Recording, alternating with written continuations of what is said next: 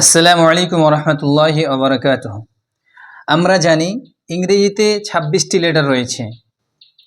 সেই ২৬টি লেটারের মধ্যে ৫টি ভাওয়েলস রয়েছে এবং ২১টি কনসোনেন্টস।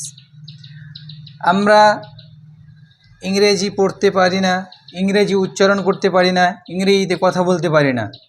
আমাদের একটাই কারণ যে আমরা অক্ষরগুলো, শব্দগুলো কিভাবে পড়তে হবে, কিভাবে উচ্চারণ করতে হবে সেগুলো আমাদের জানা নেই।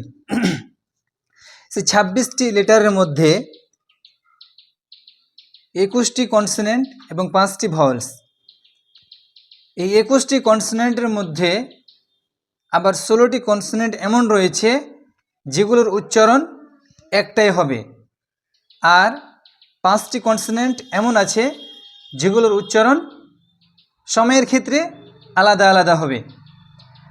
আমি ব্ল্যাকবোর্ডে লিখে রেখেছি আপনাদের সুবিধার্থের জন্য।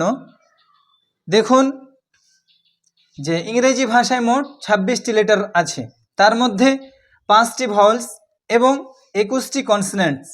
২১টি কনসোনেন্টসের মধ্যে ১৬টি কনসোনেন্টস এর একটাই উচ্চারণ হয়, যেমন B, F, H, J, K, L, M, N, P, Q, R, V, W, X, Y, Z.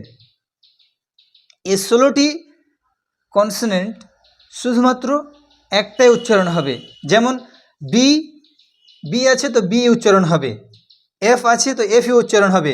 এরকম করে করে প্রত্যেকটা ১৬টি যে কনসোনেন্ট রয়েছে এই প্রত্যেকটা লেটার ওর নিজের উচ্চারণ নিজেই করবে। মানে জেড তো জেডের উচ্চারণ দেবে, কিউ তো কিউয়ের উচ্চারণ দেবে, আর তো আর এর উচ্চারণ দেবে। এবং ৫টি কনসোনেন্টস আছে যার কয়েক রকম উচ্চারণ হয়, যেমন সি, ডি, জি, এস, টি।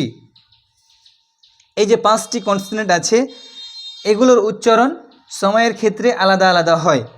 সি কখনো দন্ত স উচ্চারণ দেবে, কখনো তালব্য শ উচ্চারণ দেবে, কখনো ক উচ্চারণ দেবে।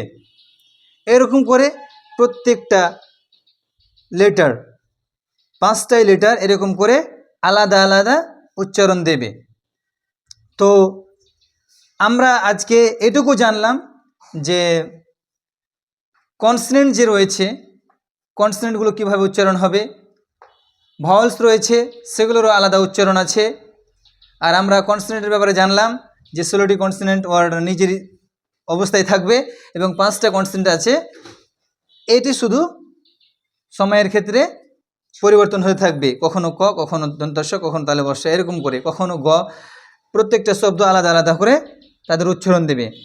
তো আমরা আস্তে আস্তে এগুলো জানব।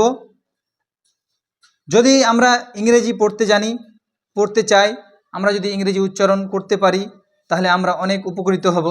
তো এই জন্য যদি আপনারা চান যে আমরা ইংরেজি পড়ব, আমরা ইংরেজি উচ্চারণ করব, ইংরেজিতে কথা বলবো, তাহলে আমার চ্যানেলটাকে সাবস্ক্রাইব করে রাখুন এবং আমার প্রত্যেকটা ভিডিও আপনারা দেখতে থাকুন। অবশ্যই আপনারা উপকৃত হবেন, অবশ্যই আপনারা ইংরেজি পড়তে পারবেন।